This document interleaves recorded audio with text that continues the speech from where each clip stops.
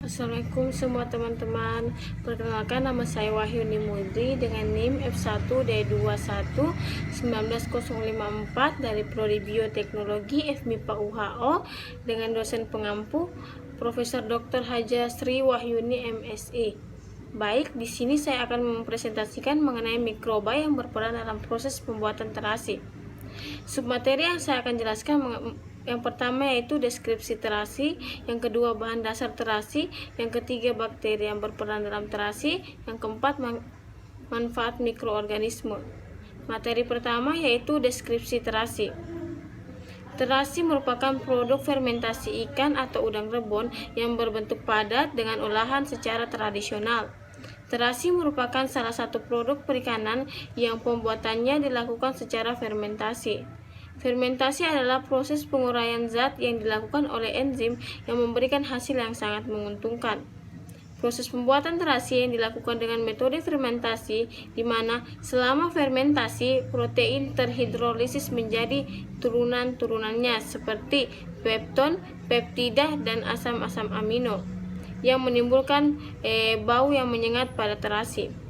Proses fermentasi pada terasi yaitu menghasilkan zat-zat yang memberikan rasa dan aroma yang spesifik yang disukai orang. Rasa dan aroma yang spesifik ini dapat dirasakan pada ikan peda, terasi, kecap ikan, petis, dan sebagainya. Materi kedua yaitu bahan dasar pembuatan terasi. Kita tahu bahwa bahan dasar pembuatan terasi adalah yang sering digunakan yaitu ebi atau udang kering. Ebi atau udang kering adalah produk olahan hasil perikanan dengan bahan baku udang segar melalui proses pengupasan kulit, pengolahan, dan pengeringan. Jenis udang yang digunakan adalah udang api-api atau Metapenachus monoceros.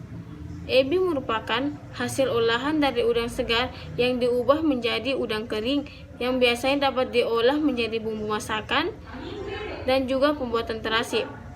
Udang rebon atau udang kering yang sering digunakan dalam proses pembuatan terasi ialah hewan yang bersumber protein hewani yang sangat baik.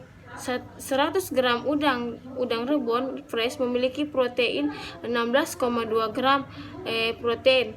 Protein ialah salah satu zat gizi yang sangat dibutuhkan dalam proses perkembangan dan pertumbuhan badan.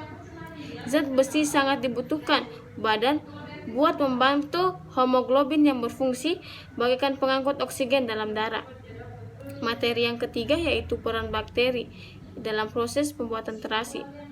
Bakteri yang berperan dalam proses pembuatan terasi yaitu bakteri Bacillus sp. Bacillus sp adalah bakteri jenis bakteri berbentuk batang bersifat gram positif yang motil katalis positif dan oksidatif negatif. Keberadaan Bacillus sp sangat diharapkan keberadaannya untuk proses fermentasi terasi udang yang sering digunakan sebagai starter untuk mempercepat proses fermentasi pada berbagai bahan pangan. Bakteri yang juga berperan dalam proses pembuatan terasi yaitu bakteri Staphylococcus sp. Bakteri ini merupakan bakteri yang berbentuk kokus gram positif dan oksidatif negatif. Staphylococcus sp dapat dijadikan sebagai fermenter pada bahan pangan karena dapat memunculkan rasa asam dan memperpanjang umur simpan sehingga tingkat higienis yang tinggi. Materi yang kedua yaitu manfaat mikroorganisme. Mikroorganisme yang berperan dalam proses pembuatan tempe adalah bakteri Lactobacillus sp. Mikroorganisme ini digunakan untuk mengubah laktosa menjadi asam laktat.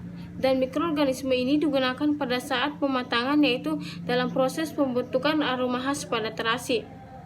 Bakteri yang terdapat pada terasi termaksud bakteri asam laktat digunakan sebagai pengawet makanan agar bertahan lama.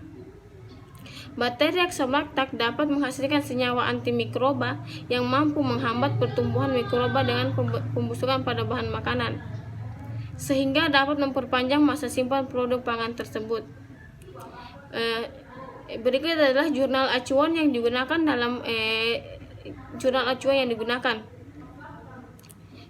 hasil dari komposisi kimia terasi udang dan screening dan tampilan screening sebagai antibakteri pada slide pada saat proses pembuatan terasi. Ya, slide selanjutnya itu gambar hasil olahan terasi. Yang gambar pertama yaitu terasi siap olah yang telah dibuat.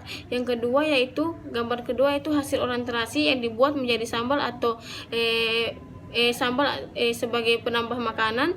Yang ketiga yaitu olahan terasi siap pakai atau sering dibuat di perusahaan-perusahaan seperti terasi udang atau sambal terasi yang dikemas dalam botol yang siap pakai yang sering dijual di warung-warung terdekat.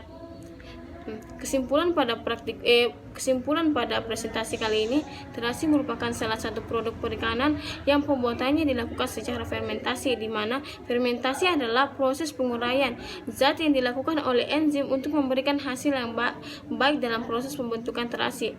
Bahan dasar yang digunakan dalam pembuatan terasi yaitu ebi atau udang kecil, di mana ebi merupakan hasil olahan udang segar menjadi udang kering dan biasa dapat diolah lebih lanjut menjadi bumbu masakan atau juga bahan dasar pembuatan terasi. Sekian dari presentasi saya. Lebih dan kurangnya mohon maafkan. Assalamualaikum warahmatullahi wabarakatuh.